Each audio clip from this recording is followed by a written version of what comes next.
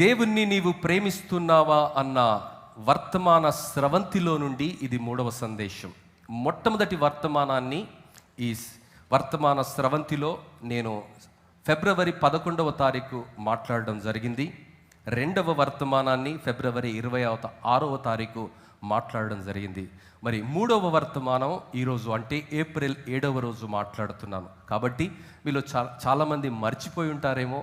ఆ సిరీస్ మీకు అర్థం కావాలంటే, because it is all inter related.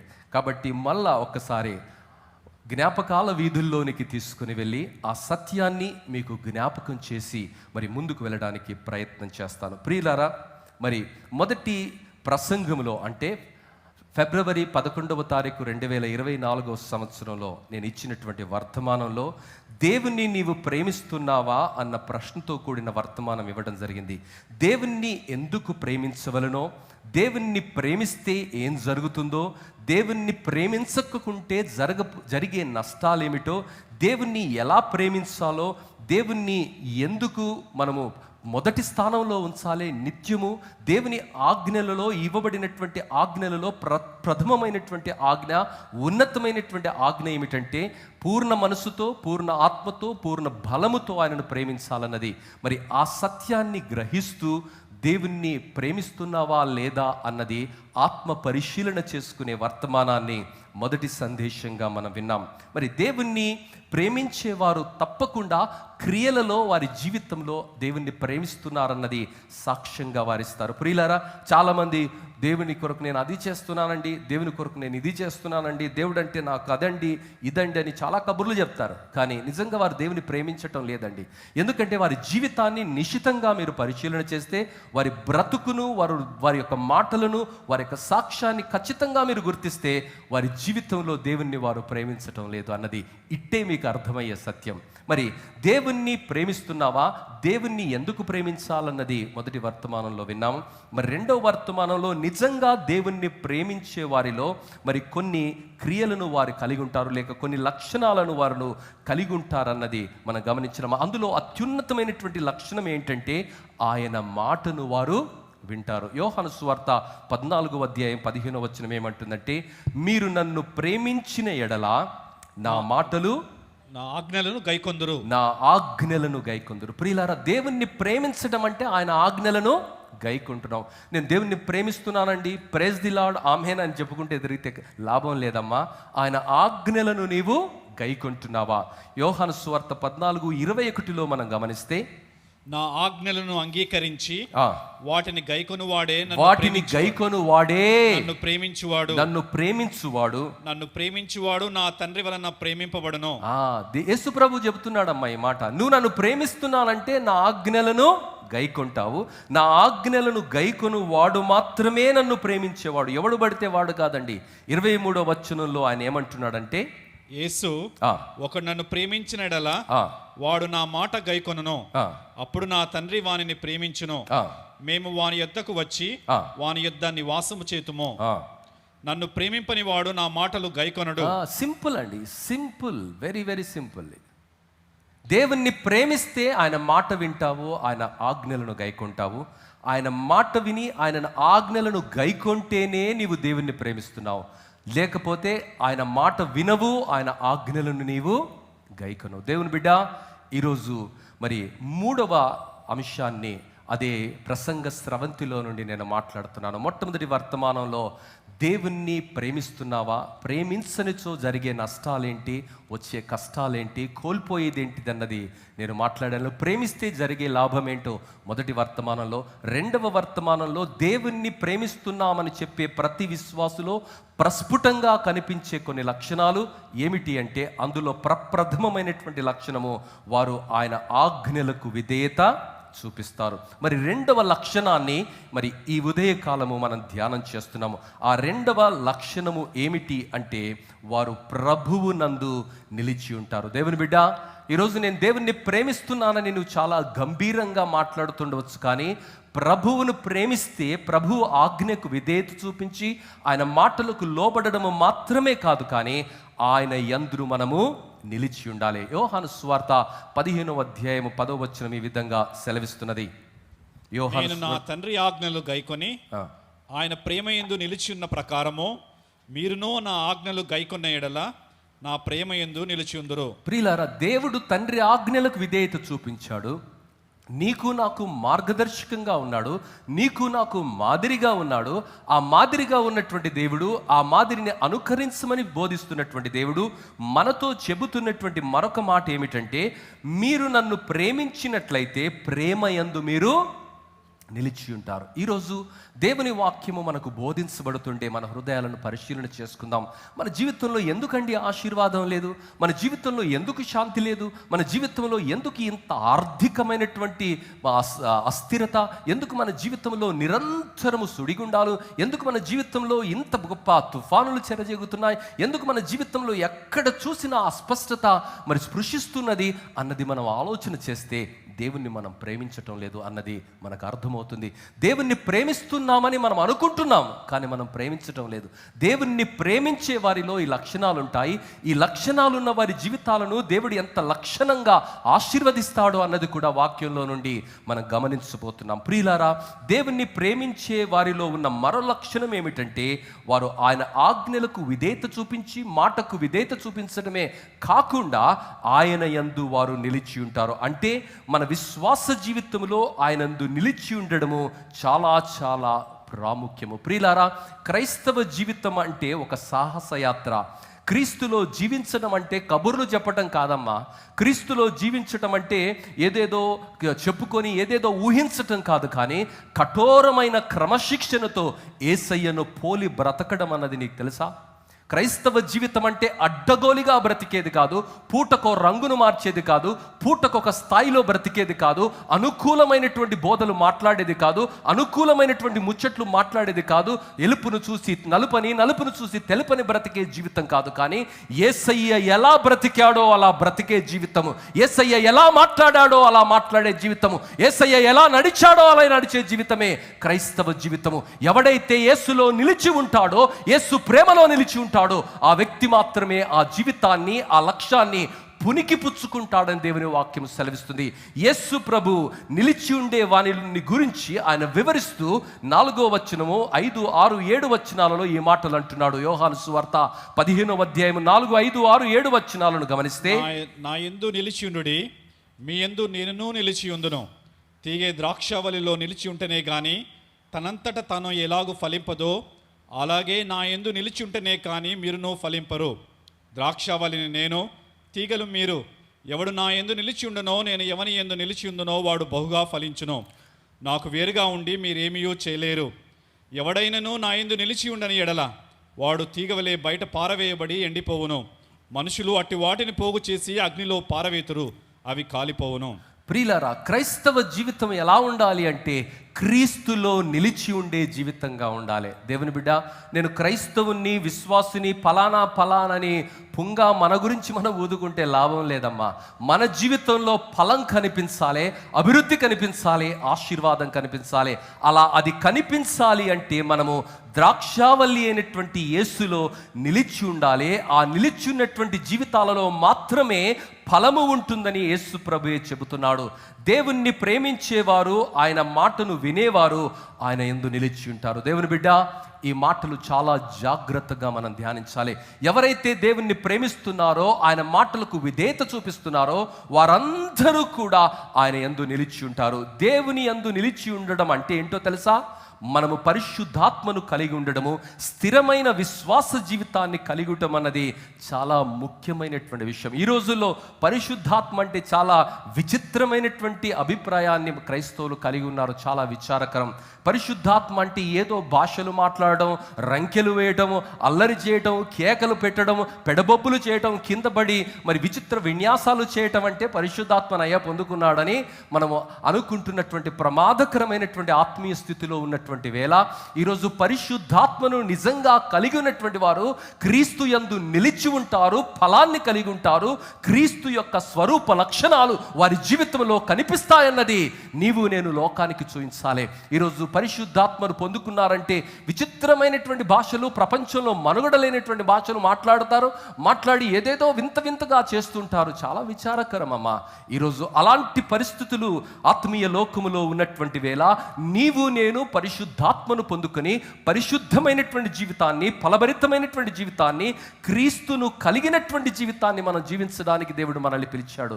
దేవుని బిడ్డ, ఏదో బ్రతుకుతున్నామన్నటువంటి పేరుతో బ్రతకటం కాదు, కానీ నిజమైన క్రైస్తవ జీవితాన్ని, క్రీస్తును కలిగిన క్రైస్తవ జీవితాన్ని జీవించడానికి, క్రీస్తులో నిలిచి ఉన్న జీవితాన్ని జీవించడానికి దేవుడు మనల్ని పిలుచుకున్నాడు.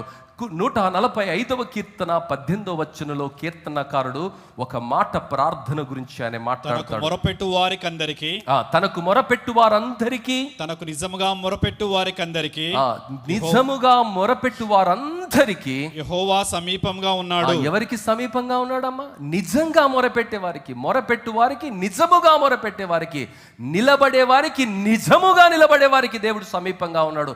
ప్రభువా ప్రభువా అని పిలిచే ప్రతివాడు పరలోక రాజ్యానికి వెళ్ళడు, కానీ పరలోకమందున్న నా తండ్రి చిత్తాన్ని నెరవేర్చేవాడే పరలోక రాజ్యానికి వెళతాడని దేవుడు సెలవిస్తున్నాడు. దేవుని బిడ్డ, ఈరోజు పరలోక రాజ్యానికి వెళ్ళే పరిస్థితుల్లో ఉన్నటువంటి నీవు, మరి ఈరోజు యేసును పోలి నీవు బ్రతుకుతున్నావా? యేసయ్యలా నీవు బ్రతుకుతున్నావా?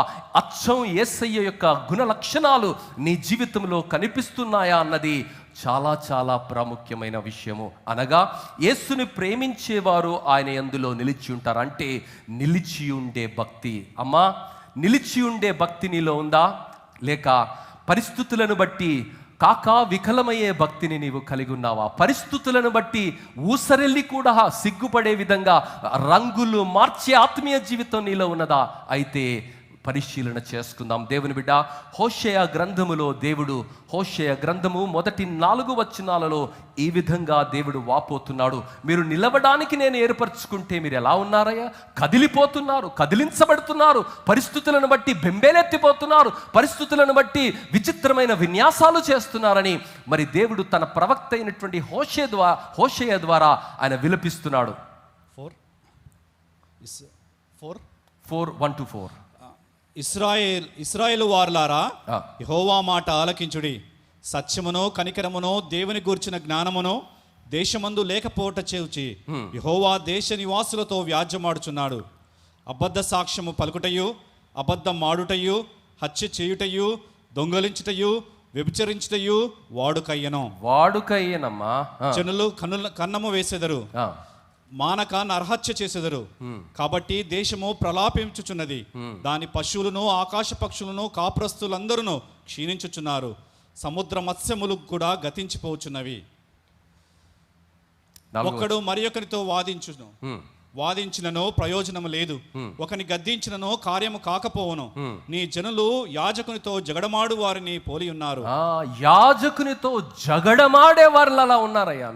మీకు మాటలు చెప్తే నచ్చటం లేదు, గద్దిస్తే నచ్చటం లేదు, బుద్ధి మార్గంలో నడవమంటే యాజకునితోనే జగడమాడే స్థితి మీలో కనిపిస్తుంది. నిలిచి ఉంటే అలా చేస్తావా? నిలిచి ఉంటే ఆ పరిస్థితి, ఆ ప్రతిస్పందన నీలో ఉంటుందా అంటే 100% ఉండదు. ఇశ్రాయేలులు యాజకునితో కొట్లాడుతున్నారు. మరి ఆ దైవ సందేశాన్ని ఇచ్చినటువంటి ప్రవక్తతో, దేవుని మాటలు ప్రవచించినటువంటి ప్రవక్తదే వారు మరి ప్రతిఘటిస్తున్నటువంటి పరిస్థితిని మనం గమనిస్తున్నాము. అందుకనే వారి జీవితంలో ఆశీర్వాదం లేదు. దేవుని బిడ్డ, ఈ రోజుల్లో కూడా భక్తిలో నిలిచి ఉన్నటువంటి వారు చాలా తక్కువ మందిగా కనిపిస్తున్నారు. భక్తి చేసేవారు చాలా మంది కనిపిస్తున్నారమ్మా, కానీ భక్తిలో నిలిచుండేవారు కనిపించటం లేదు. ఈరోజు ఎలాంటి భక్తి నువ్వు చేస్తున్నావు? కనిపించే భక్తి చేస్తున్నావా?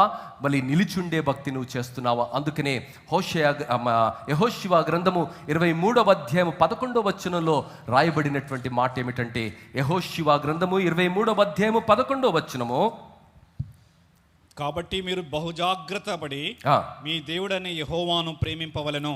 జాగ్రత్తగా ప్రేమించాలి, జాగ్రత్తగా ప్రేమించాలమ్మా. భక్తి చేయడం అంటే నాకు ఇష్టమైతే భక్తి చేస్తా, నాకు వాళ్ళు నచ్చలేదండి అందుకే నేను గుడికి రావట్లేదు, నాకు వాళ్ళు ఇష్టం లేదండి అందుకే నేను కానుక ఇవ్వట్లేదు, నేను పలానాది దేవుడు నేను అడిగానండి, దేవుడు నాకు ఏం చేయలేదు కాబట్టి దేవుని మందిరానికి రావట్లేదు, దేవునికి ప్రార్థించటం లేదు, ఉపవాసం ఉండటం లేదు. దేవుని బిడ్డ, ఈరోజు నీవు నేను భక్తిలో నుండి తప్పిపోయే మార్గాలను ఎంచుకుంటున్నామా, లేక భక్తిలో నిలిచి దేవుడు మెచ్చే జాగ్రత్తతో కూడినటువంటి భక్తిని మనం చేస్తున్నామా అన్నది హృదయ పరిశీలన చేసుకోవాలి. భక్తి పరులము అని మనం అనుకుంటే, దేవుణ్ణి మనము ప్రేమిస్తున్నామంటే ఆయన ఆజ్ఞలకు విధేయత చూపిస్తాము, ఆయన మాటకు విధేయత చూపిస్తాము, ఆయనలో నిరంతరం నిరంతరము మనము జాగ్రత్తగా నిలబడతామండి.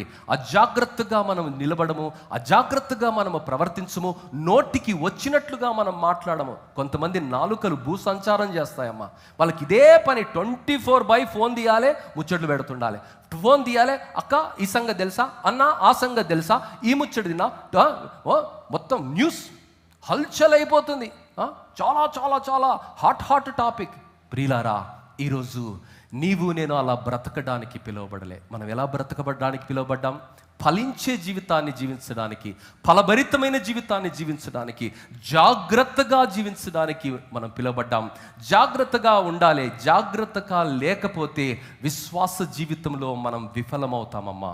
దేవుణ్ణి ప్రేమిస్తున్నానని చెప్పే నీవు దేవునిలో నిలిచి ఉన్నావా? ప్రియులారా, దేవునిలో నిలిచి ఉండడం అనేది ఒక నిత్య నిబంధన లాంటిది. దేవునిలో నిలిచి ఉండడం అనేది నిరంతర యజ్ఞ ప్రస్థానం లాంటిది.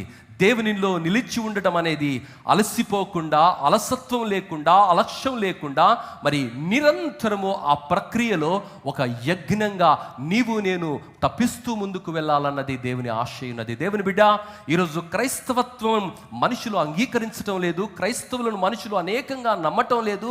వారి జీవితాలను గురించి అనేకమైనటువంటి ఆక్షేపణలు చేస్తున్నారు. కారణం ఏమిటి అంటే నిలిచి ఉండేవారు కనిపించటం లేదు సమాజంలో. పరిస్థితుల్ని బట్టి కదిలిపోతున్నారు, పరిస్థితుల్ని బట్టి మాట్లాడుతున్నారు. అంటే సంఘములో ఒక సాక్ష్యము, బయటికి వెళితే ఒక సాక్ష్యం. సంఘములో ఉంటే ఒక మాట, బయటికి వెళితే మరొక మాట. ప్రియులారా, సంఘములో క్రైస్తవుడు, బయటికి వెళితే అన్యుడు, బయట అన్యుడు, సంఘానికి వస్తే క్రైస్తవుడు. ఇలాంటి జీవితం నిజంగా దేవుడు అంగీకరిస్తాడా? ఇలాంటి జీవితం దేవుడు మెచ్చేదా? ఇలాంటి జీవితం దేవుని దృష్టిలో యోగ్యమైందా అమ్మా? ఈరోజు నీవు నేను గ్రహించాలి.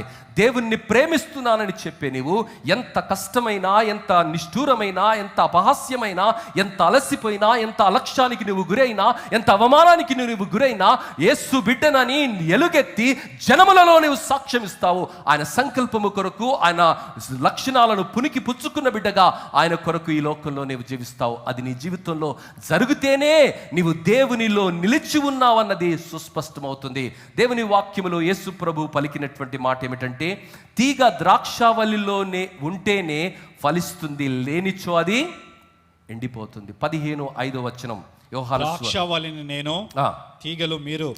ఎవడు నా యందు నిలిచి ఉండునో, ఎవడు నా యందు నిలిచి ఉండునో, నేను ఎవని యందు నిలిచి ఉండునో, నేను ఎవని యందు నిలిచి ఉండునో, వాడు బహుగా ఫలించును, వాడు బహుగా ఫలించును. నాకు వేరుగా ఉండి వేరుగా ఉండి మీరు ఏమీయూ చేయలేరు. ప్రియులారా, దేవునికి వేరుగా నువ్వు ఆలోచన చేస్తే, దేవునికి వ్యతిరేకంగా నువ్వు ఆలోచన చేస్తే, వాక్యానికి విరుద్ధమైనటువంటి మార్గంలో నువ్వు వెళితే, నువ్వు ఏమి చేసినా నువ్వు ఫలాన్ని పొందుకోలేవు. ఇది మాట రాసి పెట్టుకోండి మీ బైబిల్లో. దేవుని వాక్యానికి విరుద్ధమైన జీవితాన్ని నువ్వు ప్రేమించి తాత్కాలికంగా నీకు అది పురోగతిగా కనిపించవచ్చు, తాత్కాలికంగా అది నీకు ఫలమిస్తున్నట్టుగా కనిపించవచ్చు, తాత్కాలికంగా అది నీకు ప్రజాదరణ తెస్తున్నట్టుగా కనిపిస్తుండొచ్చు, తాత్కాలికంగా నువ్వు విజయాన్ని పొందుతున్నట్టుగా కనిపించవచ్చు, తాత్కాలికంగా నువ్వు గొప్పవాడిగా కనిపించవచ్చు, తాత్కాలికంగా అది నీకు అధికారం ఇస్తున్నట్టుగా కనిపించవచ్చు. కానీ దేవునికి వ్యతిరేకమైన జీవితము, ఆయనకు వేరైనటువంటి జీవితము, ఆయన వాక్యానికి విరుద్ధమైనటువంటి జీవితము, ఆయన సత్యానికి అన్వయించుకోనటువంటి జీవితంలో నీవు జీవించినటువంటి వేళ నీ జీవితము ఈ ద్వారా ఎవరికి ఏ ఆశీర్వాదము రాదు, చివరికి నీకు కూడా మేలు జరగదని దేవుని వాక్యమే కోడైకొస్తున్న వేళ ఈ సత్యాన్ని గ్రహిస్తున్నావా? ఇంత ప్రమాదకరమైనటువంటి నిర్ణయాన్ని ఏ విశ్వాసి కూడా తెగించి వారి జీవితంలో తీసుకోకూడదు. ప్రియులారా, దేవుని వాక్యం ఏమంటుందంటే, దేవుని యందు నిలిచి ఉండే జీవితాన్ని మనకివ్వడానికి, ఫలించే జీవితాన్ని మనకివ్వడానికి, ఆశీర్వాదకరమైనటువంటి జీవితాన్ని దేవుడు ఇవ్వడానికి ఆశపడుతున్నాడు. చాలామంది విశ్వాసుల జీవితాలలో ఎందుకండి ఆ ఎండిన స్థితి, ఎందుకండి ఫలము లేనటువంటి స్థితి, ఎందుకండి మోడు బారిన స్థితిని చూస్తున్నాం?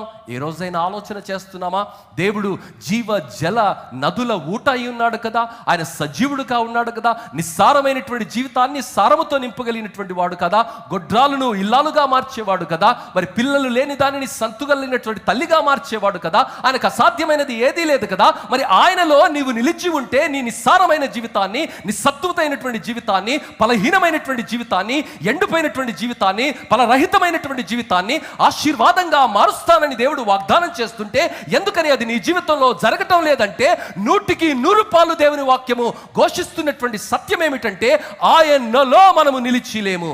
దేవుని బిడ్డ, ఎవరైతే ఆయనలో నిలిచి ఉంటారో వారి ఫలము కనిపిస్తుంది, వారి జీవితము సస్యశ్యామలంగా ఉంటుంది, వారి జీవితము ఎంతో ఫలభరితంగా ఉంటుందని దేవుని వాక్యము సెలవిస్తున్నది. ఎండిన స్థితిలో ఉన్న వారి కొన్ని లక్షణాలను మనం గమనిస్తే వారి జీవితంలో సంతోషం ఉండదండి. అమ్మా, నీ జీవితంలో సంతోషం లేదా? నీ జీవితంలో ఎప్పుడూ నిట్టూర్పేనా? కొంతమందిని చూస్తే ఎప్పుడు జిడ్డు ముఖం వేసుకొని ఉండడం, ఇట్లా కూర్చుంటారు. ఎప్పుడు సంతోషం, వాళ్ళ ముఖంలో ఎప్పుడు నవ్వు కనిపించదమ్మా. కారణం ఏంటో తెలుసా? ఎండిన స్థితి. కొంతమంది జీవితాలను మనం గమనిస్తే ఎప్పుడు నిరుత్సాహకరమైనటువంటి మాటలే, ఎప్పుడు పనికి మాలినటువంటి మాటలే, ఒక్కరికి కూడా ప్రోత్సాహం కలిగించే మాటలు వారు మాట్లాడలేరండి. కారణం ఏమిటో తెలుసా? వారి జీవితము ఎండిపోయింది కాబట్టి వారు ఎప్పుడు ఎండు టాకుల్లాంటి మాటలు మాట్లాడతారు, ఎండు పుల్లల లాంటి శబ్దాన్ని వాళ్ళు చేస్తారు. వారి జీవితమే ఎండిపోయింది కాబట్టి వారి జీవితంలో ఏది కూడా జీవము కలిగింది మనకు కనిపించదు. ప్రియులారా, ఎండిపోయిన వారిలో ఉండే మరొక స్థితి ఏమిటంటే నిరీక్షణ లేనటువంటి స్థితి వారిలో కనిపిస్తుంది. ఎండిపోయిన వారి జీవితాలలో కనిపించే మరో లక్షణం ఏమిటంటే ఈర్ష్య కనిపిస్తుంది. ఎవరు బాగుపడ్డా వారికి సంతోషంగా ఉండదు, ఎవరు ఏదైనా సాధిస్తే ఏ సంతోషం వారికి కనిపించదండి. ఈర్ష్య ఎండిన జీవితంలో, క్రీస్తును లేక ఎండిన జీవితాలలో కనిపించే మరొక లక్షణం ఏమిటంటే ఈ ఎండిపోయిన ఆత్మీయ స్థితిని కలిగినటువంటి వారిలో ద్వేషం కనిపిస్తుంది, అసూయ కనిపిస్తుంది, పగ కనిపిస్తుంది, పంతము కనిపిస్తుంది. ఇలాంటి పరిస్థితులు ఉంటే నీవు ఎండిన స్థితిలో ఉన్నావన్నది దేవుని ఆత్మ నీకు బోధిస్తున్నది. దేవుని బిడ్డ, ఈరోజు ఆ లక్షణాలలో ఏ లక్షణమైనా నీలో ఉన్నదా? అయ్యో, ఆ లక్షణంలో, ఆ స్థితిలో నీకుంటే దేవుని దగ్గరికి రా. దేవుడు నిన్ను ఆయనలో నిలవాలని, ఆయనలో నీవు ఫలించాలని, ఆయనలో నీవు అనేకులకు ఆశీర్వాదకరంగా ఉండాలని ఆయన ఆశపడుతున్నాడు. దేవుని బిడ్డ, ఈరోజు దానికి విరుద్ధమైన ప్రతిదీ కూడా దేవుని నుండి వచ్చింది కాదు. ఎవడు నా యందు నిలిచిండునో, నేను ఎవని యందు నిలిచిండునో వాడు బహుగా ఫలిస్తాడు. ఈరోజు నువ్వు ఫలించాలమ్మా. There is no other alternative for you. You have to bring fruit, you have to grow to greater heights. నువ్వు ఎదగాలి, నువ్వు ఫలించాలి.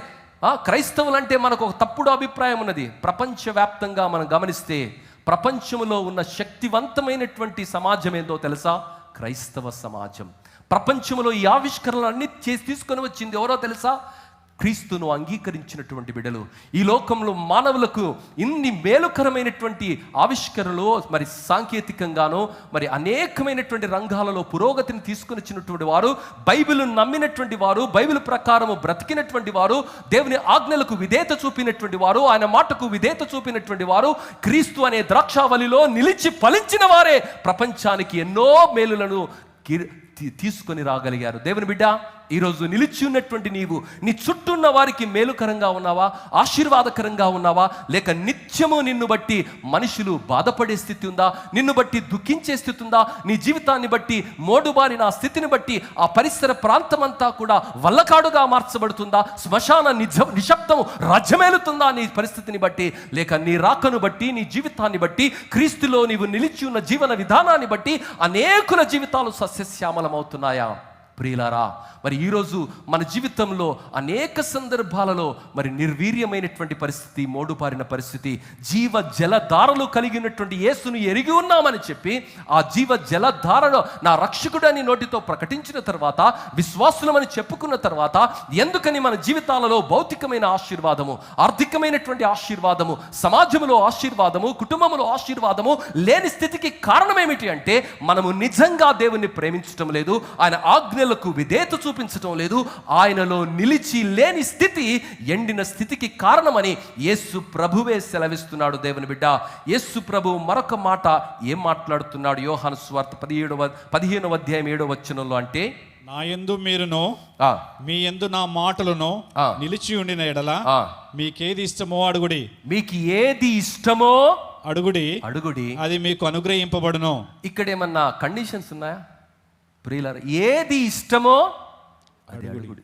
హోటల్కు వెళ్ళిన తర్వాత వాడు మనకు ఒక మెనూ బుక్ ఇస్తాడు కదా. ఇచ్చిన తర్వాత, సార్ ఆ మెనూలా ఓన్లీ ఇడ్లీని ఆర్డర్ చేయాలి సార్, అందులో ఓన్లీ చికెన్ బిర్యానీ ఆర్డర్ చేయాలి. పెట్టాం 30-40 ఐటెంలు కానీ ఏముండవు, ఓన్లీ చికెన్ బిర్యానీ. ఏది అడిగినా లేదని ఎవడన్నా చెప్తాడమ్మా? ఎవడు చెప్పడండి. ఏది ఆర్డర్ చేసినా ఆ ఆర్డర్కి ఎంత టైం పడుతుందో, ఎన్ని నిమిషాల్లో వేడివేడిగా మీకు సర్వ్ చేస్తారో కింద నోట్లో రాస్తాడు. ప్రతి ఆర్డర్ ఏది ఉంటుందో అదే ఆ మెన్యూలో రాస్తారు. ప్రియులారా, ఒక వ్యాపారవేత్త తన దగ్గర ఏమున్నదో అది పెట్టుకొని అడిగిన ప్రతి ఒక్కరికి ఆయన మరి వ్యాపారంలో అందిస్తే, దేవుడు కూడా అంటున్నాడు, నీకు ఏది ఇష్టమో అది అడుగు, నీకు ఏది ఇష్టమో అది నువ్వు అడుగు. అడిగే దమ్ము, అడిగే సత్తా మనలో కావాలి.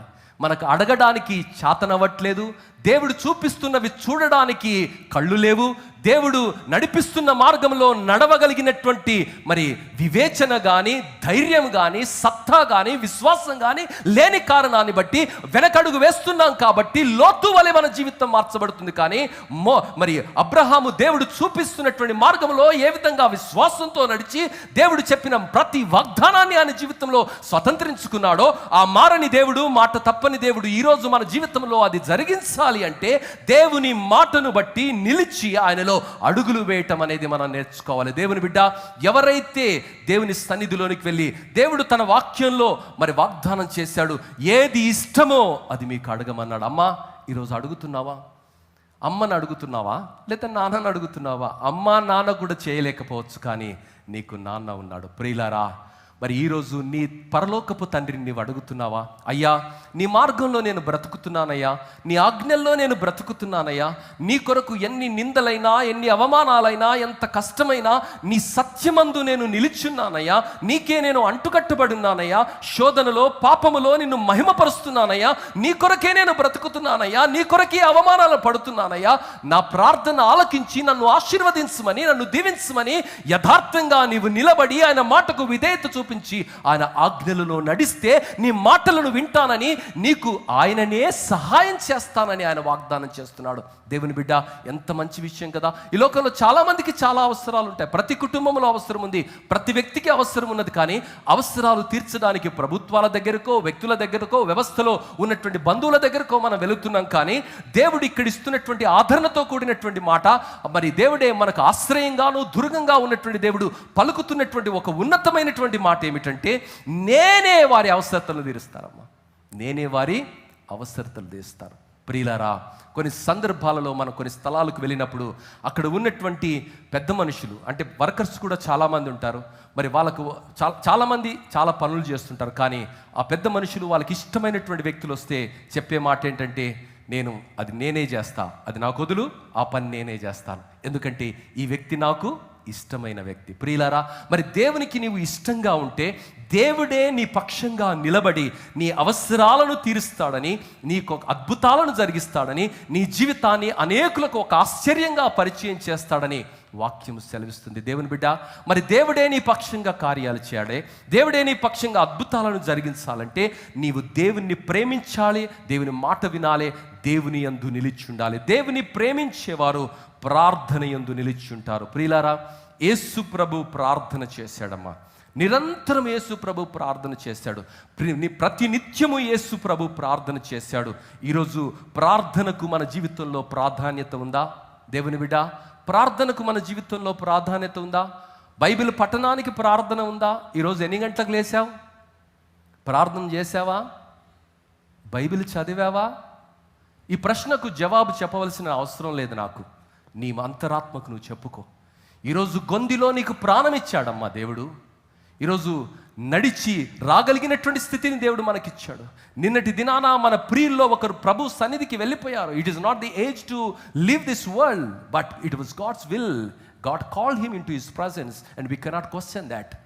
మరి ఈరోజు ఇంకా నన్ను సజీవులుగా ఎందుకు ఉంచాడంటే, మన స్వార్థంతో బ్రతకడానికి కాదు, విచ్చలవిడి జీవితాన్ని బ్రతకడానికి కాదు, ఎండిపోయిన జీవితాన్ని బ్రతకడానికి కాదు, కానీ ఆశీర్వాదకరమైన జీవితము, ఆరోగ్యకరమైన జీవితము, అనేకులకు దీవెనకరమైన జీవితాన్ని జీవించడానికి దేవుడు మనల్ని పిలిచాడమ్మా. అచ్చం యేసయ్యలా బ్రతకడానికి మనల్ని పిలిచాడు. తెలుసా, మరొక ఆల్టర్నేటివే లేదండి మనకు. యేసయ్యలా మనం బ్రతకాలి, అచ్చం యేసయ్యలా బ్రతకాలి. దేవుని వాక్యం ఏమంటుందో తెలుసా?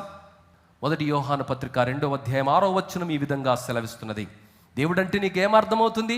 దేవుడంటే నీకు ఎలాంటి అవగాహన ఉన్నది? ఆరాధన అంటే కొంతమందికి ఏముంటుందో తెలుసా? తలాంతుల ప్రదర్శనశాల.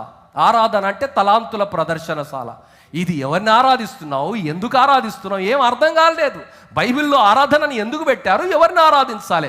ఆరాధన అంటే తలాంతుల ప్రదర్శనశాల. ఆరాధన అంటే ధైర్యం నేర్చుకునే శాల. ఆరాధన అంటే పరిస్థితులకు అలవాటు పడే స్థాల. అదా నీ అవగాహన? అయ్యో ఎంత విచారకరం. దేవుని బిడ్డ, దేవుణ్ణి ఆరాధించడము, దేవునిగా గుర్తించడము, దేవునికి ఇవ్వవలసినటువంటి ఘనతను మహిమను ఆయనకు ఆపాదించడం అనేది విశ్వాసులుగా సమూహంగా మనము నేర్చుకొని ఆయనను గౌరవించినప్పుడు, ఆయనను ఆరాధించినప్పుడు, ఆత్మతో సత్యముతో ఆయన సన్నిధిలో మనం ప్రళనిల్లినప్పుడు మన నామాలను గొప్ప నామాలుగా మారుస్తాడని, ఆయన నీతిని ఆరోపిస్తాడని, ఆయన మన జీవితాలను హెచ్చిస్తాడని దేవుని వాక్యం సెలవిస్తుంది. దేవుణ్ణి ప్రేమించడం అంటే మాటలు వల్లించడం కాదు. దేవుని ప్రేమించడం అంటే ప్రదర్శన చేయటం కాదు. దేవుని ప్రేమించడం అంటే ఏదో కబుర్లు చెప్పటం కాదు.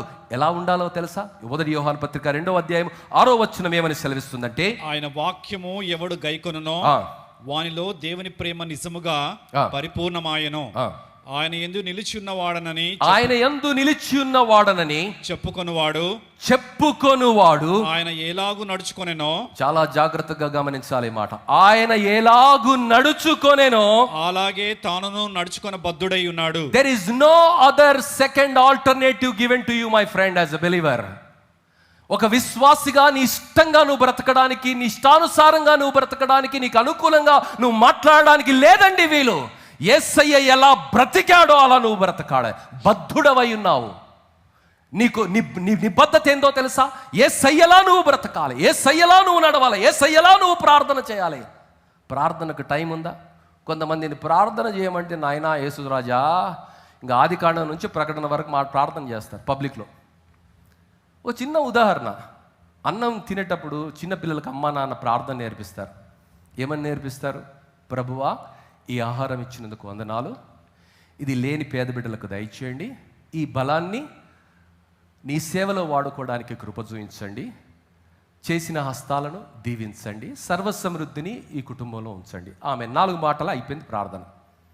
అదే సందర్భంలో నాకు వాక్యం బాగా తెలుసండి, ప్రార్థన నాకు బాగా తెలుసండి, నా అంత ప్రార్థనా వీరుడు లేడని ఆయన ప్రార్థన మొదలుపెట్టిండనుకో, ప్రభువా ఇది ఏ పొలంలో పండిందో నాకు తెలియదు, ఏ వ్యవసాయదారుడు పండించాడో నాకు తెలియదు, ఏ పంటను ఏ సంగి పంటనో నాకు తెలియదు, వర్షాకాలం పంటనో నాకు తెలియదు, ఇది ఎవడు కొన్నాడో నాకు తెలియదు. ఇవన్నీ చెప్తే అవసరమా? అవన్నీ రైటే కావచ్చు, అవసరమా? ప్రియులారా, ఈరోజు మరి ప్రార్థన చేయటం ఎలానో మనం నేర్చుకోవాలి, ప్రార్థించటం ఎలానో మనం నేర్చుకోవాలి. మనము దేవుణ్ణి ఏ విధంగా ప్రార్థిస్తే దేవుని మనసు కదిలించబడుతుందో, ఆయన మన పక్షంగా కార్యాలు చేస్తాడో మనం నేర్చుకోవాలి. ఎవరైతే వ్యక్తిగత జీవితంలో ప్రార్థన ఉండదో, ఇది అండర్లైన్ ఇన్ యువర్ డైరీస్. ఎవరైతే వ్యక్తిగత జీవితంలో ప్రార్థన ఉండదో వారంతా ప్రదర్శనే చేస్తారు పబ్లిక్లో నిలబడ్డప్పుడు. ఇది జ్ఞాపకం పెట్టుకోవాలి మీరు. When someone is making exhibition of his prayer, irrespective of the context in which he is standing, is making only publicity of himself, not God. దేవుని మరిచిపోయి తన ప్రదర్శననే తాను చేస్తున్నాడు. ఎవరైతే వ్యక్తిగత ప్రార్థన చేస్తారో, యేసు ప్రభు గంటల కొద్దీ దేవుని సన్నిధిలో ప్రార్థన చేశాడు, రాత్రంతా ప్రార్థన చేశాడు, ఉపవాసం ఉండి ప్రార్థన చేశాడు, పొద్దున ప్రార్థన చేశాడు, రాత్రి ప్రార్థన చేశాడు, రాత్రంతా ప్రార్థన చేశాడు, శిష్యులతో ప్రార్థన చేశాడు, ఒంటరిగా ప్రార్థన చేశాడు. ఆ గొప్ప దేవుడు మరి ఆయన ప్రార్థన పబ్లిక్లో చేసినటువంటి ప్రార్థనలు మీరు గమనిస్తే చాలా చాలా సింపుల్ ప్రార్థనలు, చాలా చాలా చిన్న ప్రార్థనలు, చాలా చాలా సంకుచితమైన ప్రార్థనలు, కానీ శక్తివంతమైన ప్రార్థనలు, దేవుని కార్యాలను భూమికి పరిచయం చేసినటువంటి ప్రార్థనలు. దేవుని బిడ్డ, ఈరోజు భక్తి జీవితాన్ని నటించటం కాదు, భక్తి జీవితాన్ని చూపించటం కాదు, కానీ భక్తి జీవితంలో ఉన్నటువంటి శక్తి మన జీవితాల ద్వారా ప్రపంచానికి ప్రవహించాలి. యేసు జీవితం అలా ఉంది. యేసునిలో నిలిచున్నానని చెప్పుకునే ఎవరైనా కూడా ఎలా ఉండాలట? అచ్చము యేసయ్య వలె వారు ఉండాలి. వాళ్ళ యేసయ్యలా బ్రతకడానికి వారు బద్ధులై ఉన్నారని దేవుని వాక్యం సెలవిస్తుంది. మొదటి యోహాను పత్రిక 2వ అధ్యాయం 14వ వచనం ఏమంటుందంటే, చిన్నపిల్లలారా మీరు తండ్రిని ఎరిగి ఉన్నారు గనుక మీకు రాయిచున్నాను. తండ్రులారా మీరు ఆది నుండి ఉన్నవానిని ఎరిగి ఉన్నారు గనుక మీకు రాయిచున్నాను. యవనస్తులారా మీరు బలవంతులు, దేవుని వాక్యము మీ యందు నిలిచి ఉన్నది. దేవుని వాక్యము మీ యందు నిలిచి ఉన్నది. మీరు దుష్టుని జయించి ఉన్నారు కనుక. ప్రియులారా, ఎవరైతే దేవుని వాక్యములో నిలిచి ఉంటారో వారు బలవంతులుగా ఉంటారు. ఏ పరిస్థితికి కూడా వారు భయపడరండి. ఈరోజు చాలామంది పరిస్థితులకు భయపడేవారు ఉన్నారు. క్రైస్తవ లోకములో చాలామంది విశ్వాసులని చెప్పుకునేవారు భయంలో బతుకుతున్నారు. ఎందుకంటే వాక్యంలో వారు నిలవటం లేదు, క్రీస్తులో వారు నిలవటం లేదండి.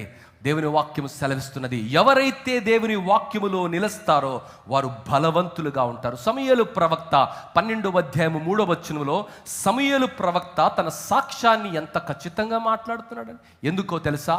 ఆయన వాక్యములో నిలిచున్న వ్యక్తి.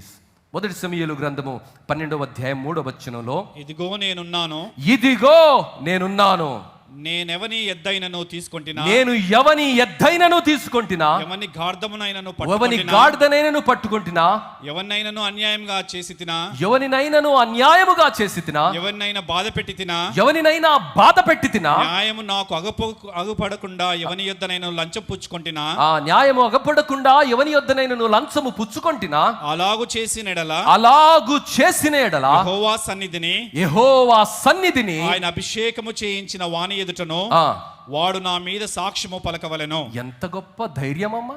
ఈ ధైర్యం నీకుందా? As a Christian leader, as a pastor, as a డీకెన్, as a elder, can you say this testimony? ఎవరికైనా నేను అన్యాయం చేస్తే వాడు నా పైన నేరాన్ని మోపొచ్చు. మనస్సాక్షితో నేను బ్రతికాను, యథార్థంగా నేను బ్రతికాను, నమ్మకంగా నేను బ్రతికాను, 100కి 100 పాళ్ళు యేసయ్య ఎలా బ్రతకమన్నాడో అలా బ్రతికానని చెప్పగలిగినటువంటి ధైర్యం నీలో ఉన్నదా? సమూయేలు ప్రవక్త ఇశ్రాయేలీయులతో నిలబడి ఆయన గొంతెత్తి పలుకుతున్నటువంటి మాట, ఎవడి ఎద్దునైనా తీసుకున్నానా, ఎవడి గాడిదనైనా తీసుకున్నానా, ఎవడి దగ్గరైనా అన్యాయంగా డబ్బులు వసూలు చేశానా, ఎవరి డబ్బుతోనైనా న్యాయాన్ని మార్చడానికి లంచాన్ని నేను ఇచ్చానా? దేవుని బిడ్డ, ఈ మాటలు వింటుంటే మన ఒంటిలో చలి రావాలి. ఈరోజు నీవు నేను అలా బ్రతుకుతున్నామా? దేవుని ఇచ్చినటువంటి ఈ జీవితాన్ని, దేవుడిచ్చిన అవకాశాలను ఎవరి కొరకు బ్రతుకుతున్నాం? మనం యేసయ్య కొరకు బ్రతికితే నిజంగా ధన్యుడము. ఎవరైతే యేసులో నిలిచి ఉంటారో ఈ మాటలు పలకగలరు. అందరూ మాట పలకలేరండి, అందరికీ ఇది అసాధ్యము. It is a foreign subject for some of them. ఈరోజు ఎవరైతే సమూయేలులా దేవుని యందు నిలిచి ఉంటారో ఆ వ్యక్తులు మాత్రమే ఈ మాటలు మాట్లాడగలరు. 119వ కీర్తన 38వ వచనములో భక్తుని ఈ విధముగా సెలవిస్తున్నాడు, నీవిచ్చిన వాక్యము మనుషులలో నీ భయమును పుట్టించుచున్నది. నీవిచ్చిన వాక్యము మనుషులలో నీ భయమును పుట్టించుచున్నది. నీ సేవకునికి దాన్ని స్థిరపరచుము. ప్రియులారా, నీ సేవకునికి దానిని స్థిరపరు. దేవుని వాక్యం నీలో భయం పుట్టిస్తుందా? నన్ను వాడు అంటాడు, బ్రదర్ నా నానమన్, నా నోరు తెరిస్తే వాడు ఉంటాడా? నా నానమన్, నా సంగతి ఏదో చెప్తా, నా నానమన్ అంటున్నావా? దేవుని బిడ్డ, దేవుని వాక్యము నీలో భయాన్ని పుట్టించాలి. అయ్యో ఇది నేను చేస్తే శాపం, అయ్యో ఇది నా జీవితంలో జరిగితే ఎంతో గొప్ప నష్టమని పాపము నుండి నువ్వు పారిపోతున్నావా? దేవుని బిడ్డ, ఆ రోజు ఒక భయంకరమైనటువంటి స్త్రీ శోధన రూపంలో యోసేపు దగ్గరకు వచ్చింది. యోసేపును ఆకట్టుకునే ప్రయత్నము ప్రతిరోజు ఆమె చేసిందండి, ఒక్కరోజు కాదు. 24/7 యోసేపును నాశనం చేయడానికి, యోసేపు ఎడల దేవుని కలిగి ఉన్న సంకల్పాన్ని భ్రష్టు పట్టించడానికి ఆయన ఒంటరిగా ఉన్న వేళ, అది ఆదిలోనే దేవుని ప్రణాళిక దేవుడు అమలు చేస్తున్న వేళ, ఆ బిడ్డను శోధించి ఆయనను నాశనం చేయడానికి ప్రయత్నం చేసింది. కానీ ఆయనలో దేవుని భయం ఉన్న కారణాన్ని బట్టి పాపములో నుండి ఆయన పరుగులు తీశాడండి. ఈరోజు చాలా మంది అనుకునే మాట ఏంటంటే, అబ్బో నేను చాలా టాలెంటెడ్ బాస్, నేను చాలా అందగాని బాస్, అందుకే నాకు చాలా మంది అట్రాక్ట్ అవుతుంది, అడ్డగోలుగా నేను బతుకుతున్నాను. దేవుని బిడ్డ, దాని మూల్యం మోయలేనిదిగా ఉంటుంది, దాని మూల్యం వల్లకాడుగా మారుస్తుంది, దా మూల్యం ఎండిపోయినట్లుగా నీ జీవితాన్ని మారుస్తుంది, దాని మూల్యం ఫలము లేని జీవితాన్ని నీకు ఇస్తుంది. ఆ మూల్యం కేవలము కన్నీటినే నీకు బహుమానంగా ఇస్తుంది. ఆ మూల్యము నీవు భరించలేనిదిగా ఉంటుంది. ఆ మూల్యము నీ జీవితంలో ఎప్పుడూ కూడా చెల్లించలేని మూల్యంగా ఉంటుంది. ఆ జీవితాన్ని కోరుకోవద్దు. దేవుని వాక్యం ఏమిటంటే, ఆయన వాక్యము మన హృదయంలో భయాన్ని కలిగిస్తుంది. ప్రసంగి గ్రంథము 7వ అధ్యాయము 6వ వచనం చాలా జాగ్రత్తగా గమనించాలి. ఈరోజు అనేకులు సిరి దగ్గర, సంపద దగ్గర, స్త్రీ దగ్గర పడిపోతున్నటువంటి పరిస్థితి. ఇవన్నీ ఎవరు పడిపోతారు, ఎవరు గెలుస్తారో వాక్యంలో దేవుడు రాయించాడు. ప్రియులారా, ప్రసంగి గ్రంథము 7వ అధ్యాయం 26వ వచనము. మరణము కంటే ఎక్కువ మరణము కన్నా భయంకరమైందంట. ఏంది? మరణము కంటే ఎక్కువ దుఃఖము కలిగించిన మరణము కంటే ఎక్కువ దుఃఖము కలిగించున్నది నాకు ఒకటి కనిపిస్తుంది. ఏందది? నాకు కనబడెను. అది వలల వంటిదై ఉరుల వంటి మనస్సు బంధకముల వంటి చేతులు కలిగిన స్త్రీ. ఓ భయంకరం! అనేక మంది పురుషులు ఇలాంటి స్త్రీలకు బందీలైపోతున్నారు. ఆ ఉరులలో పడిపోతున్నారు, ఆ వలలో పడిపోతున్నారు, విలవిలలాడిపోతున్నారు. క్రైస్తవ జీవితము వల్లకాడైపోతుంది. దేవుని వాగ్దానాలు నిర్వీర్యమైపోతున్నాయి. వారి జీవితము ఎంతో అస్తవ్యస్తంగా మారిపోతున్నాయి. వారి కుటుంబాలు ఎంతో దీనమైనటువంటి స్థితిలోనికి వెళుతున్నాయి. కారణం ఏమిటంటే స్థిరమైన వాక్యములో వారు నిలిచిలేరు కాబట్టి, ద్రాక్షావళి అయిన యేసులో నిలిచిలేరు కాబట్టి, భయంకరమైనటువంటి శాపగ్రస్తమైనటువంటి స్త్రీల వలలో వారు పడిపోతున్నారని దేవుని వాక్యం సెలవిస్తుంది. అలాంటి వారు ఎందుకు అలా పడిపోతారన్నది కూడా అదే వచనంలో కింద మనం గమనిస్తున్నాం. చదువునానా? దేవుని దృష్టికి మంచివారైన వారు దానిని తప్పించుకొందురు గాని పాపాత్ములు దాని వలన పట్టబడుదురు. అయ్యో ప్రియులారా, దేవుని దృష్టికి మంచివారు అంటే ఈ వాక్యములో నిలిచి ఉన్నవారు, ఈ వాక్యానికి విధేయత చూపించేవారు, ఈ వాక్యపు మాటలను గైకెనేవారు మాత్రమే అది తప్పించుకుంటారు. కానీ ఎవరైతే దీనికి విరోధంగా బ్రతుకుతారో, ఏమైతుంది బ్రదర్? ఒకసారి దునుకాలే, తర్వాత దేవా సారీ అనాలే. అది అనుకుంటున్నావా? జీవితం మూల్యం ఎలా ఉంటుందో తెలుసా? మోయలేనిదిగా ఉంటుంది ప్రియులారా. మరి ఈరోజు దేవుని వాక్యపు వెలుగులో మన హృదయాలను పరిశీలన చేసుకుందాము. ఒకసారి రుచించిన తర్వాత, ఆ వాక్యపు వెలుగును తెలుసుకున్న తర్వాత పాపములోనికి వెళ్ళకూడదు. పాపము నిన్ను పిలుస్తూనే ఉంటుంది, నిత్యము అది ఉరులు కలుపుతూనే ఉంటుంది, ఉసి కలుపుతూనే ఉంటుంది, నిన్ను ఆకర్షిస్తూనే ఉంటుంది, నిన్ను పిలుస్తూనే ఉంటుంది. అది డబ్బైనా కావచ్చు, అది స్త్రీ అయినా కావచ్చు, అది మద్యమైనా కావచ్చు, అది హోదా అయినా కావచ్చు, అది పదవైనా కావచ్చు, అది ఇంకేదైనా కావచ్చు, ఏ రూపంలోనైనా ఉండవచ్చు. నిన్ను అల్లాడిస్తుంది, నిన్ను ఆకర్షిస్తుంది, నిన్ను వశపరుచుకునే ప్రయత్నం చేస్తుంది, నిన్ను లోపట్టుకునే ప్రయత్నం చేస్తుంది. కానీ నీవు దేవుని బిడ్డగా, వాక్యాన్ని ఎరిగినటువంటి బిడ్డగా, యథార్థంగా, నమ్మకంగా, వాక్యము పుట్టించే భయములో బ్రతకడం అనేది నేర్చుకోవాలి. భయము కలిగి బ్రతకడం అంటే పిరికితనం కాదండి. పిరికివాడే చాలా కథలు చేస్తాడు, కానీ భయము కలిగేవాడు ధైర్యంగా ఉంటాడు, సింహములో వాడు జీవిస్తాడని దేవుని వాక్యము సెలవిస్తుంది. దావీదు కీర్తనకారుడు 119వ కీర్తన 33వ వచనంలో ఈ విధముగా అంటున్నాడు: యెహోవా నీ కట్టడలను అనుసరించుటకు నాకు నేర్పుము, అప్పుడు నేను నీ కట్టడలను వాటిని గైకొందును. నీ వాక్యాన్ని నేర్చుకోవడం నాకు నేర్పురబ్బా. నాకు అంతా తెలుసండి, 66 పుస్తకాలు తెలుసు, చిన్నప్పటి నుంచి సండే స్కూల్ నుంచి వింటున్నాను. వాక్యాలు గజగజ వల్లిస్తాను. ఎక్కడ పోయినా క్విజ్లో ఫస్ట్ నాకే. అది కాదు, సాతాను కూడా ఫుల్ తెలుసు. నీ కట్టడలను అనుసరించుటకు నేర్పు. ఈ వాక్యానికి విధేయత చూపటం నాకు నేర్పు, దాని యందు నిలిచి ఉండటం నాకు నేర్పు, దాని యందు ఫలించటం నాకు నేర్పుమని దావీదు ప్రార్థన చేస్తున్నాడు. ప్రియులారా, 119వ కీర్తన 57వ వచనం ఏమంటుందంటే: యెహోవా నీవే నా భాగము, యెహోవా నీవే నా భాగ్యము, నీ వాక్యమును అనుసరించి నడుచుకొందునని నేను నిశ్చయించుకొని ఉన్నాను. నిశ్చయమైన నిర్ణయము, నిత్య నిర్ణయం అండి. దావీదు ఏమంటున్నాడంటే, నీ వాక్యమును అనుసరించి నేను నడుచుకుంటాను, ఆ వాక్యములో నేను స్థిరంగా నిలుచడానికి నేను నిశ్చయించుకున్నానని ఆయన వాగ్దానం చేస్తుంది. దేవుని బిడ్డ, ఈరోజు వాక్యంలో నువ్వు నిలబడుతున్నావా? వాక్యంలో నువ్వు నడుస్తున్నావా?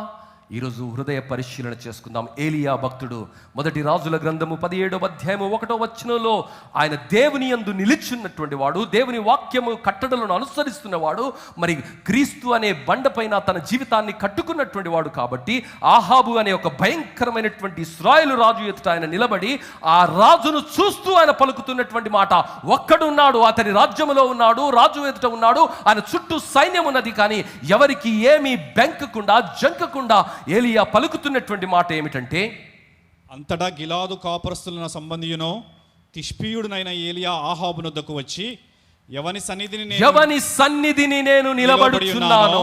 ప్రియులారా, ఎవని సన్నిధిని నేను నిలబడుచున్నానో, ఇశ్రాయేలు దేవుడైన ఆ యెహోవా ఇశ్రాయేలు దేవుడైన ఆ యెహోవా మాట చొప్పున నా మాట ప్రకారము గాక, నా మాట ప్రకారము కాక, ఈ సంవత్సరములలో చల్లనా నా మాట కాదయ్యా, ఆ ఎవడి సన్నిధిలో నేను నిలబడుతున్నానో ఆ దేవుని మాటను మీకు వివరిస్తున్నాను. వింటావా? ఏలియా మీద కోపం. ఏలియాను ఏం చేద్దామా, ఏలియాను ఎలా సంపుదామా, ఏలియాను ఎలా అనుచితం చేద్దామా, ఏలియాను ఎలా ఒత్తుదామా, ఏలియాను ఏ విధంగా అవమానపరుస్తామా. ఏలియా ఎవరండి? దేవుని సన్నిధిలో నిలబడే ఒక సేవకుడు, దేవుని మాటను ప్రజలకు పంచిపెట్టే ఒక ప్రవక్త. ప్రియులారా, ఒక్కడైనా దేవుని పక్షంగా ఆయన నిలబడ్డాడు. ఆయన శిష్యుడైనటువంటి ఎలీషా 2వ రాజుల గ్రంథము 5వ అధ్యాయం 16వ వచనంలో మరి అక్కడ నయమాను అని ఎలీషా ఎవని సన్నిధిని నేను నిలబడి ఉన్నానో, ఇశ్రాయేలు దేవుడైన ఆ యెహోవా జీవము తోడు, ఆ ఇశ్రాయేలు దేవుడైన యెహోవా జీవము తోడు నేను ఏమీ తీసుకోనను అని చెప్పాను. ఈరోజు డబ్బు కొరకు, పరిస్థితుల కొరకు మనస్సాక్షిని చంపుకుంటున్నటువంటి వారు సేవలో మనకు కనిపిస్తున్నాడు. ఈ సేవకుడు ఎవని ఎదుట నేను నిలబడి ఉన్నానో ఆ దేవుని పక్షంగా ఈ మాటలు ప్రకటిస్తున్నాను, ఇవి నా మాటలు కాదని ఏలియా భక్తి చేసినటువంటి ఈ ఎలీషా, రెండంతల ఆత్మ కావాలని ఆశపడినటువంటి మరి ఎలీషా, మరి అక్కడ ఉన్నటువంటి సైన్యాధిపతి బంగారము తీసుకుని వచ్చాడు, ప్రశస్తమైన వస్త్రాలను తీసుకుని వచ్చాడు, ఎంత కావలిస్తే అంత తీసుకోమన్నాడు, కనీసము కొంచెమైనా తీసుకోమనని బ్రతిమలాడుతుంటే ఆయన పలుకుతున్నటువంటి మాట ఏమిటంటే, నేను ఎవని సన్నిధిలోనైతే నిలబడ్డానో ఆ దేవుని యొక్క జీవముతోడు నేను వీటిని ముట్టుకోను, ఏది కూడా నేను తాకనని చెప్తున్నాడు. ప్రియులారా, ఈరోజు సేవకి ఎందుకు వస్తున్నారంటే, ఇంకా సేవకు రాస్తే జీతం వస్తుంది, సేవకు వస్తే కానుకలు వస్తాయి, సేవకు వస్తే మరొకటి వస్తుందని ఆశపడుతూ వచ్చేవారు ఉన్నారు. కానీ ఎలీషాలా నిప్పులా బ్రతికేవారు, యేసయ్య కొరకు బ్రతికేవారు, సత్యము కొరకు బ్రతికేవారు ఉన్నారా?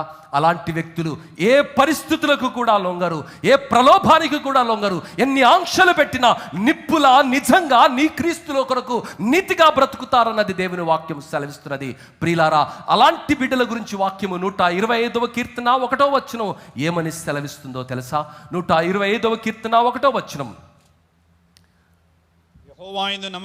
యెహోవా యందు నమ్మకయించువారు కదలక నిత్యము నిలుచు సియోను కొండవలే నుందురు. వాళ్ళ కొండలా ఉంటారు, వారి గుండె సింహంలా ఉంటుంది. పరిస్థితులకు, అవమానాలకు, ఆర్థిక ఇబ్బందులకు, అన్యాయాలకు వారు ఎప్పుడూ కూడా లొంగరు. వారికి ఎప్పుడూ అన్యాయమే జరుగుతుంది, చుట్టూ ఉన్న వారందరికీ మేలు జరుగుతుంది. కానీ వారిని అనర్చడానికి భయంకరమైనటువంటి హింస, భయంకరమైనటువంటి మానసిక వ్యధను కలిగించడము, మూకుమ్మడిగా వారిపైన దాడి జరగడం జరుగుతుంది. కానీ వారు కొండల సింహపు వంటి గుండెతో ధైర్యంగా, ఆర్థికమైనటువంటి పరిపుష్టి లేకపోయినా దేవుని కొరకు నిలబడతారు అన్నది కారణం ఏమిటంటే, వారు క్రీస్తులో నిలిచి ఉన్నారు. కొండలా వారి చుట్టూ దేవుడే ఉన్నాడన్నది దేవుని వాక్యం సెలవిస్తుంది. దేవుని బిడ్డ, ఈరోజు అనేకమైనటువంటి పరిస్థితులు నీ పైన ఒత్తిడి చేస్తున్న వేళ లొంగిపోతున్నావా? ఇంకే అంతే అండి. మనం ఏం చేయగలం బ్రదర్? పునాదులు పాడైపోతే నీతిమంతులు ఏం చేస్తారు? చూస్తుంటారు అంతే, పిరికిలా వాళ్ళ లెక్క మాట్లాడుతుంటారు అంతే కదా మన అవగాహన. ప్రియులారా, ఏలియాలా మాట్లాడాలి, ఎలీషాలా మాట్లాడాలి, యేసయ్యలా మాట్లాడాలి, బాప్తిస్మ యోహానులా మాట్లాడాలి.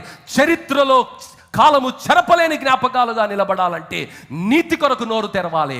సత్యములో నిలబడినటువంటి వ్యక్తి, సత్యము కొరకు జీవిస్తున్నటువంటి వ్యక్తి, ఆజ్ఞలకు విధేయత చూపిస్తున్నటువంటి వ్యక్తి, దేవుని మాటను వింటున్నటువంటి వ్యక్తి, దేవుని ఆత్మను పొందుకున్నటువంటి వ్యక్తి, దేవుని రోషాన్ని కలిగినటువంటి వ్యక్తి అన్యాయాన్ని, అక్రమాన్ని ఎదురిస్తాడు. కానీ ఎప్పుడు కూడా రాజీ పడడు. ఎలీషా మరి రాజీ పడలేదు, ఏలియా రాజీ పడలేదు, భక్తులందరూ రాజీ పడలేదు.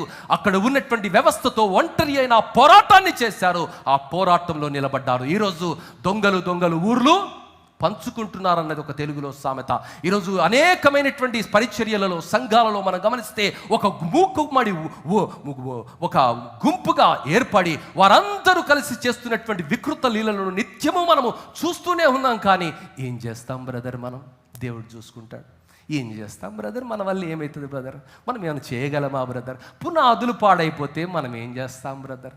ప్రియమైన బిడ్డ, ఈరోజు దేవుడు నీకు నాకు మన కర్తవ్యాన్ని జ్ఞాపకం చేస్తున్నాడు. యేసునందు నీవు నిలబడితే, యేసు యందు నీవు నిలిచుంటే పునాదులను కదిలించి క్రీస్తు అనే బండపైన సంఘాలను, పరిస్థితులను నిర్మించే భాగ్యాన్ని, అవకాశాన్ని దేవుడు మనకిస్తాడు ఈ తరంలో. దానియేలు తన తరంలో జీవించాడు, దావీదు తన తరంలో జీవించాడు. నీ నా మాట ఏమిటి? దేవుని బిడ్డ, మరి దేవుని యందు నిలిచుండేవారు పాపానికి ఎప్పుడూ బానిసరు కాదు. రోమిలకు రాసిన పత్రిక 6వ అధ్యాయం మొదటి 3 వచనాలు గమనిస్తే, రోమిలకు రాసిన పత్రిక 6వ అధ్యాయం మొదటి 3 వచనాలు. అలాగైనా ఏమందుమో కృప విస్తరింపవల్లని పాపం ఎందు నిలిచి ఉందమా? దేవుడు క్షమిస్తాడు బ్రదర్, దేవుడు క్షమిస్తాడు బ్రదర్. పాపం చేసుకుంటే ఎంతకాలం బతావు? ఎంతకాలం పాపం నిలిచి ఉంటావు? ప్రశ్న అవన్నీ ఇంటికి వెళ్ళిన తర్వాత చదువుకోండి. అట్లన రాదు, ఫాస్ట్ చదవండి. ఫస్ట్ది. అలాగైనా ఏమందుమో కృప విస్తరింపవల్లని పాపం ఎందు నిలిచి ఉందమా? అట్లన రాదు. పాపం విషయమై చనిపోయిన మనము ఇక మీదట ఎలాగూ దానిలో జీవించుదుమో? క్రీస్తు యేసులోనికి బాప్తీసం పొందిన మనమందరము ఆయన మరణములోనికి బాప్తీసము పొందితిమని మీరు ఎరగరా? కాబట్టి తండ్రి మహిమ వలన క్రీస్తు మృతులో నుండి ఎలాగూ లేపబడెనో అలాగే మనమును నూతన జీవం పొందిన వారమై నడుచుకున్నట్లు మనం బాప్తీసం వలన మరణములో పాలు పొందుటకై ఆయనతో కూడా పాతిపెట్టబడితిమి. ప్రియులారా, ఈరోజు ప్రభురాత్రి భోజనాన్ని కొన్ని నిమిషాల్లో నువ్వు స్వీకరించబోతున్నావు. What is your understanding about Lord supper? What is your understanding? Are you growing into the image of God? దేవుని స్వారూప్యంలోనికి నువ్వు ఎదుగుతున్నావా? నీ కొరకు తన్ను తాను అప్పచెప్పుకున్నటువంటి దేవుడు, ప్రాణాన్ని బలించినటువంటి దేవుడు, నీ కొరకు యాగమైనటువంటి దేవుడు, రోషంగా బ్రతికిన దేవుడు, దేవుని యందు నిలిచి ఉన్న దేవుడు, ఆయన యందు నీవు నిలవాలని ఆజ్ఞాపిస్తున్నటువంటి దేవుడు. ఆయన యందు నీవు నిలబడుతున్నావా? ఆయన తండ్రి యందు నేను నిలిచి ఉన్న ప్రకారము, తండ్రి ప్రేమలో నేను నిలిచి ఉన్న ప్రకారము మీరును నా ప్రేమ యందు నిలిచి ఉండుడి అని దేవుడు ఆజ్ఞాపిస్తుంటే, ఈరోజు ప్రభురాత్రి భోజన సంస్కారాన్ని స్వీకరిస్తూ అన్యాయాన్ని, అక్రమాన్ని నువ్వు సమర్థిస్తున్నట్లయితే, అందులో నిలిచి ఉన్నట్లయితే, ఒకరితో ఒకరు మాట్లాడలేకుండా, ఒకరిని ఒకరు ప్రేమించలేకుండా, సత్యములో మనము ఫలించలేకుండా, క్రీస్తు అనే బండపైన మన జీవితాలు ఇంకా నిలబడటం లేదంటే నిజంగా మనం ఆలోచన చేయాలి. దేవుని బిడ్డ, ప్రేమ కలిగిన దేవుడు అవకాశాలను మనకిస్తుండగా, మన ముంగిటిలో అవకాశాలు తాండవిస్తుండగా, అవకాశాలను సద్వినియోగపరచుకుందాము, జీవితాలను మార్చుకుందాము. యేసు కొరకు దేవుడు ఇష్టమైనటువంటి జీవితాన్ని మనం జీవిస్తాము. కొన్ని సందర్భాలలో తెలియక మనం చేసినప్పుడు దేవుడు క్షమిస్తాడు. ప్రియులారా, అదే విషయాన్ని 1 తిమోతిలకు రాసిన పత్రిక 1వ అధ్యాయం 13వ వచనంలో అపోస్తలుడైనటువంటి పౌలు పలుకుతున్నటువంటి మాట ఏంటంటే, పూర్వము దూషకుడును హింసకుడును హానికరుడనైన నన్ను తన పరిచర్యకు నియమించి నమ్మకమైన వానిగా ఎంచినందునకు నన్ను బలపరిచిన మన ప్రభువైన పూర్వము నేను తెలియక చేశానండి, అందుకే నేను క్షమించబడ్డాను. ఈరోజు నీకు తెలుసు ఏది సత్యమో ఏది అసత్యమో. నీ మనస్సాక్షి నిన్ను గద్దిస్తున్నది. నువ్వు చేస్తున్నది సరి అయినదా కాదా? మనుషులు ఎవ్వరు నిన్ను గుర్తుపట్టకపోవచ్చు. నీ మనస్సాక్షి ఆరోపణ నుండి నేను తప్పించుకోలేం. దేవుని బిడ్డ, భయముతో బ్రతుకుదాం, దేవుని భయముతో బ్రతుకుదాం, దేవుని యందు నిలుచుందాం. దేవుని రాకడ సమీపంగా ఉంది. మనుష్యుడు ఏది విత్తునో అదే కోస్తాడు. You are going to reap sooner or later. Every day is not Sunday. Things will change. Things will change for better. Maybe today it is uncertain. ఇప్పుడు అంత అస్పష్టంగా ఉండవచ్చు, ఇప్పుడు అంత అయోమయంగా ఉండవచ్చు. అయోమయంగా ఉంది కానీ సందెట్లో సడేమియా అన్నట్టు అయోమయంలో దునకటం కాదు, అయోమయంలో స్పష్టమైనటువంటి ఆలోచనతో నడవాలి, అంధకారములో నిర్దిష్టమైనటువంటి ఆలోచనతో నడవాలి. మరి అజ్ఞానమైనటువంటి ఆకృతాల మధ్య దేవుని కొరకు రోషంగా బ్రతకడానికి దేవుడు పిలిచాడు. ఆహాబు లాంటి భయంకరమైనటువంటి రాజు దగ్గర ఆయన సన్నిధిలో నిలబడి, నీ సన్నిధిలో నిలబడ్డానంటలేడు, ఎవరి సన్నిధిలోనైతే నేను నిలబడ్డానో ఆ జీవము కలిగిన దేవుని మాటగా ప్రవక్త ప్రవర్తించాడు. ఈరోజు విశ్వాసిగా నీవు నేను దేవుని సన్నిధిలో, దేవుని పక్షంగా, ఈ లోకములో అన్యాయము, అక్రమము రాజ్యమేలుతున్నటువంటి ఈ లోకములో, ప్రేమ సన్నగిలుతున్నటువంటి ఈ లోకములో, దౌర్జన్యాలు చెలరేగుతున్నటువంటి ఈ లోకములో, జవాబుదారీ తరము సమాధి చేసినటువంటి ఈ లోకములో నీవు నేను జవాబుదారీ తనముతో, మనస్సాక్షితో, యథార్థంగా క్రీస్తును పోలి, క్రీస్తులో నిలిచి, క్రీస్తు కొరకు బ్రతకడానికి దేవుడు బ్రతికిస్తున్నాడు.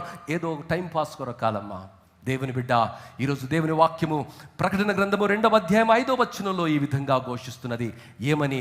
ప్రకటన గ్రంథము 2వ అధ్యాయం 5వ వచనం ఏమంటున్నది? నీవు ఏ స్థితిలో నుండి పడితివో, ఏ స్థితిలో నుండి నీవు పడితివో అది జ్ఞాపకము చేసుకొని, అది జ్ఞాపకము మారు మనసు పొంది, ఆ మొదటి క్రియలను చేయము. అట్లు చేసి మారు మనసు పొందితేనే సరే.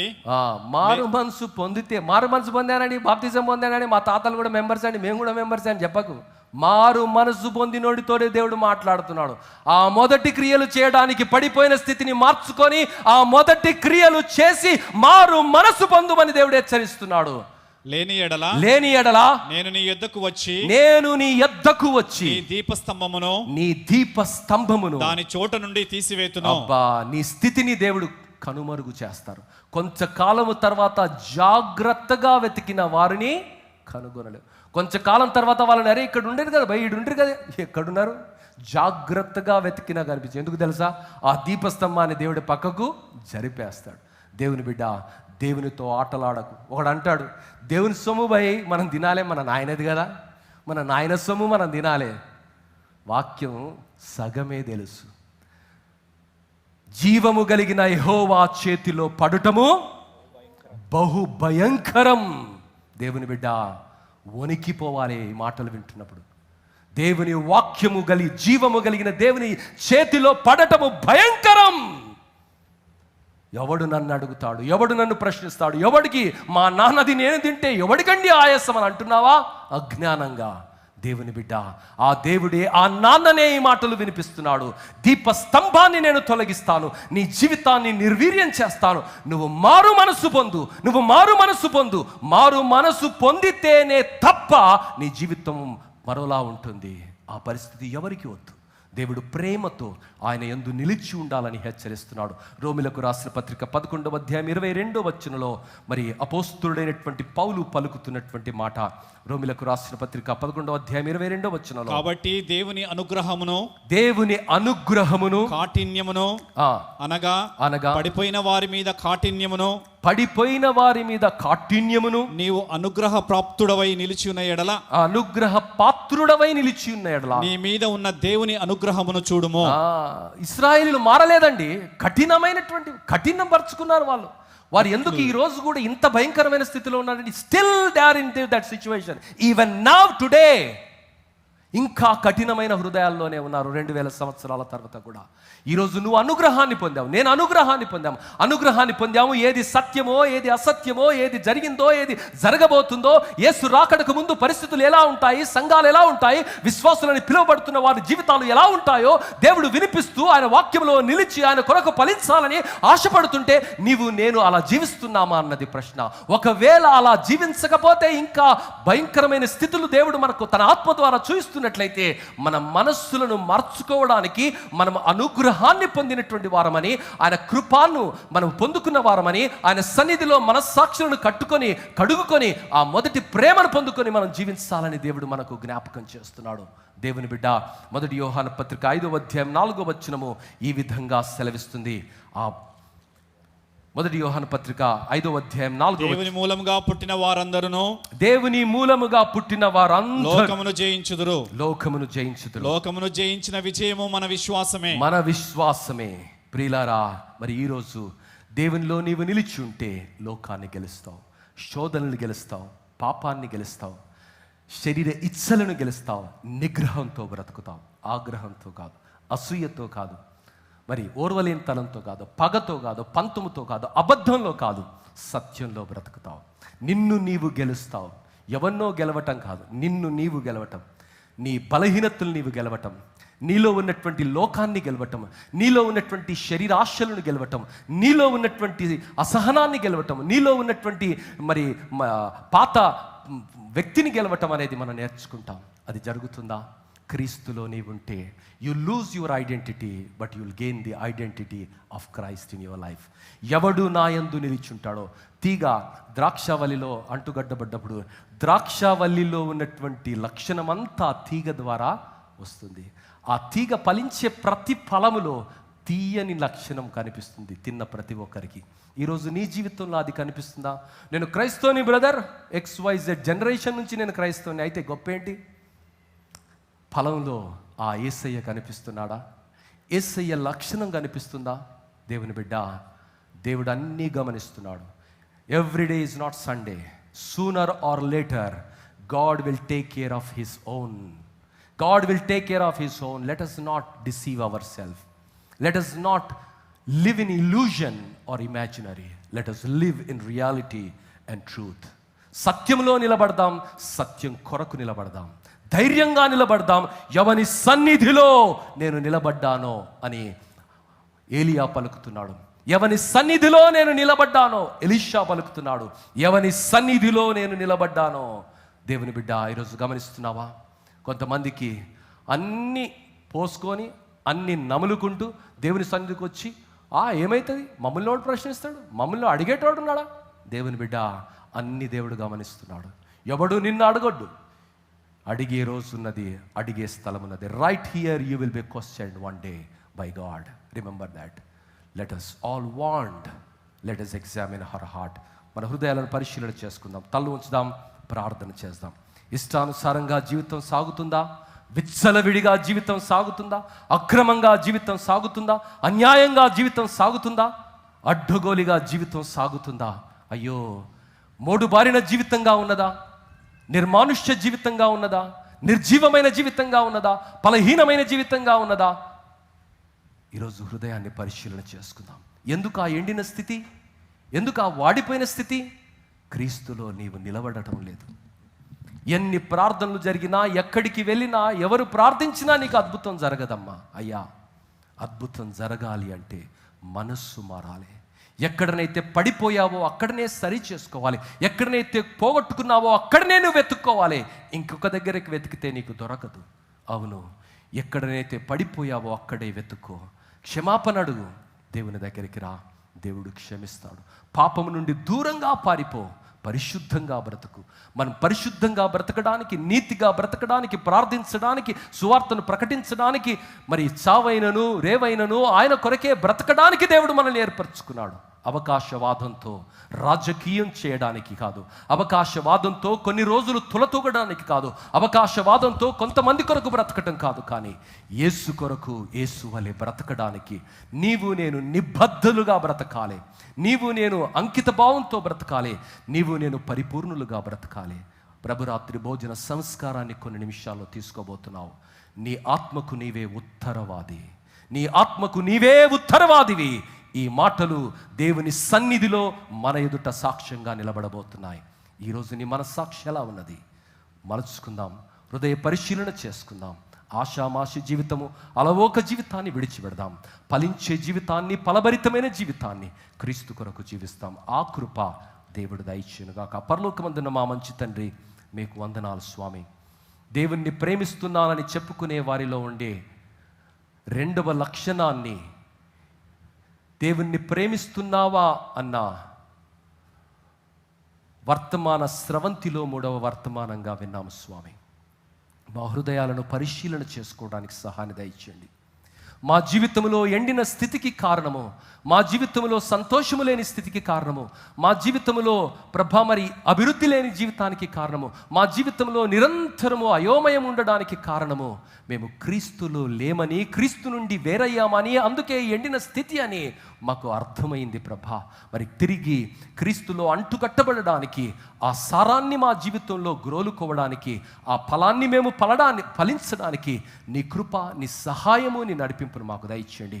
ఎవరితోనైతే వాక్యము నేరుగా మాట్లాడిందో వారి హృదయాలను కఠినపరుచుకోకుండా నీ వాక్యపు వెలుగులో హృదయ పరిశీలన చేసుకుని మారు మనస్సు పొందడానికి సహాయం దయచేయండి. మారు మనస్సు పొందకపోతే పరిణామం ఎలా ఉంటుందో ప్రకటన 2:5లో నీవు సెలవిచ్చావు. కృపగలిగిన దేవుడు ముందుగానే హెచ్చరిస్తున్నావు, మమ్మల్ని ప్రోత్సహిస్తున్నావు, మా హృదయాలను పరిశీలన చేసుకోమంటున్నావు. అలా పరిశీలన చేసుకుని మమ్మల్ని మేము సిద్ధపరచుకొని నీ రాకడలో ఎత్తబడే స్థితిలో మేమందరము జీవించి కృతార్థులయ్యే భాగ్యాన్ని దయచేయమని, నీ రెండవ లక్షణాన్ని మా జీవితంలో కలిగించమని యేసు నామములో అడిగి వేడుకుంటున్నాము తండ్రి. ఆమేన్.